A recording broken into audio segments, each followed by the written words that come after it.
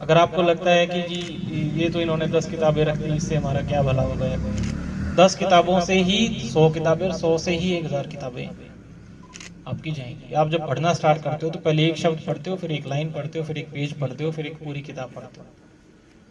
कभी भी एकदम से पूरा सारी चीजें नहीं होती। एक बहुत अच्छी पहल इन्होंने दी है, इसी पहल को हम आगे बढ़ाएंगे। सरपंच साहब हैं अपने यहाँ पे, तो जो भी आप, जैसे इन्होंने तो शुरुआत करी है, आप मुझे अगर 100 गज 200 गज जो भी पंचायती जमीन अगर अवेलेबल है तो आप मुझे अवेलेबल करके दे देना।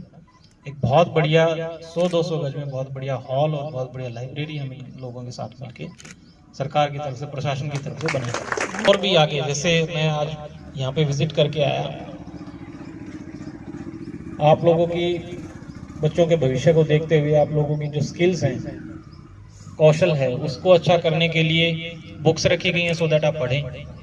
कम्पिटिटिव एग्जाम्स की बुक्स हैं सो दैट आप कम्पिटिटिव एग्जाम की तैयारी करें और यहाँ से बच्चे निकलें, सरकारी नौकरी में जाएं, तैयारी करें। सो दैट जो हमारी बच्चियाँ हैं, जनरली इस तरीके की चीज़ें रहती है कि बच्चियों का जो उतना एक्सपोजर नहीं हो पाता, भाई उन्होंने कभी चला के नहीं देखा होगा कंप्यूटर, कभी नेट नहीं चला के देखा होगा, तो बहुत सारी चीज़ें जो आज के समय में हो रही हैं उनसे वो अनभिज्ञ रह जाते हैं, उनको पता नहीं चलता।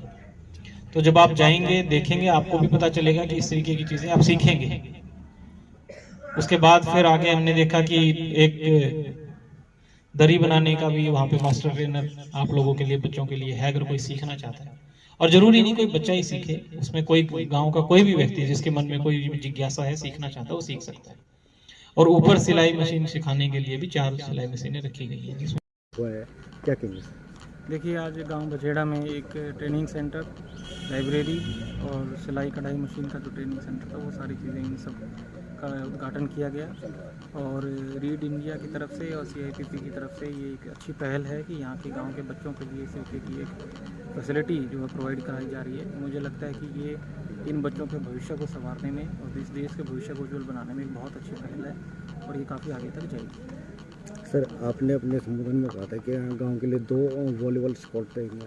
हाँ, देखिए, जो जिला प्रशासन की, उन सरकार की भी एक अच्छी पॉलिसी है कि स्पोर्ट्स को हम बहुत अच्छे तरीके से आगे लेकर जा रहे हैं।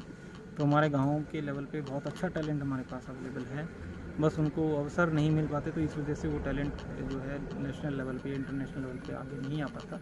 तो हमने कोशिश करी कि हर गांव के लेवल पे जो है, जो at least minimum level of sports infrastructure होना चाहिए, वो हम प्रोवाइड कराएँ। तो इसी संदर्भ में हमने यहाँ पर पंचायती ज़मीन जो अवेलेबल है वहाँ पर कम से कम 2 वॉलीबॉल कोर्ट बनाने की आज घोषणा करी है। वो हम अगले 1 महीने के अंदर वहाँ पर अवेलेबल करा दें। मेरा नाम डॉक्टर गीता मल्होत्रा है। मैं CEO हूँ एक संस्था का जिसका नाम है रीड इंडिया, ग्रामीण शिक्षा एवं विकास।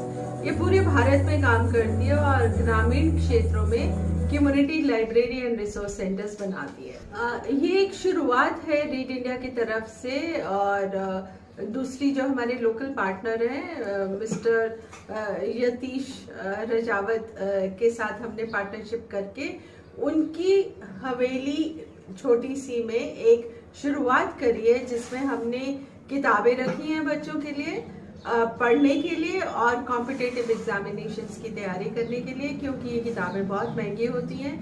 आम लोग इसको अफोर्ड भी नहीं कर पाते, क्योंकि एक किताब से गुजारा नहीं चलता है, बहुत सारी किताबें इकट्ठी रेफर करनी पड़ती हैं।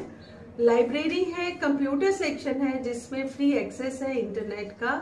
किसी को भी अगर डिस्टेंस एजुकेशन के लिए रजिस्टर करना है तो वो यहाँ आके फॉर्म भी भर सकते हैं ऑनलाइन और रजिस्टर भी कर सकते हैं। और डिजिटल लिटरेसी अगर लड़कियां नहीं सीखेंगी तो बहुत पीछे रह जाएंगी। आने वाले टाइम में कंप्यूटर लिटरेसी बहुत ज़रूरी है सबके लिए, क्योंकि ऑनलाइन पेमेंट्स भी करनी है, ऑनलाइन रजिस्ट्रेशंस भी करनी है, बैंकिंग भी ऑनलाइन है। अगर ये सब नहीं सीखेंगे तो बहुत पीछे रह जाएंगे।